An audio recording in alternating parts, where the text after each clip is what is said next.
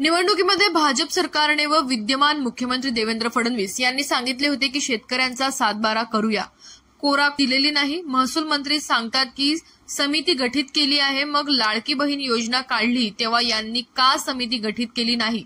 राज्यावर कर्जाचा डोंगर उभा आहे. हा फक्त लाडक्या बहीण योजनेमुळेच शेतकरी रस्त्यावर उतरतोय. कर्ज मिळत नाही व लाडक्या बहिणी कधीही उतरल्या नाही रस्त्यावर, तरी सुद्धा योजना अंमलात आणली. हा फक्त राजकीय जुमला असल्याचे दिसून येत आहे.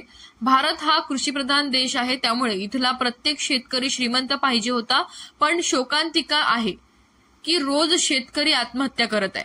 हे फक्त राजकीय धोरणामुळेच. शेतकऱ्यांना देण्यासाठी यांच्याकडे काहीच नाही. फक्त केराची टोपली दाखविण्याचं काम भाजप सरकार करत आहे, हे यावरून स्पष्ट होत आहे. बोनस सरसकट जाहीर केला, पण काही शेतकऱ्यांच्या खात्यात अजूनपर्यंत रक्कम जमा झालेली नाहीये.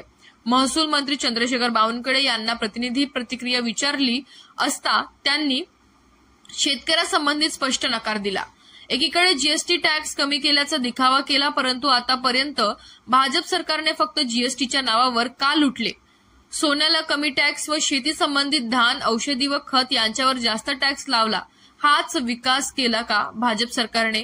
इथला शेतकरी मरतो आहे, रोज आत्महत्या करतो आहे. शेतकऱ्याविषयी सरकारला जाग कधी येणार? कित्येक कुटुंबांचे आधार आपण हिसकावून घेणार. साहेब, आपलेच कार्यकर्ते रेतीचोरी करतात. तुम्ही आपल्या कार्यकर्त्यांना रेतीचोरी करण्याची मुभा दिली आहे का? यासारखे असंख्य प्रश्न जनतेसमोर निर्माण झालेत.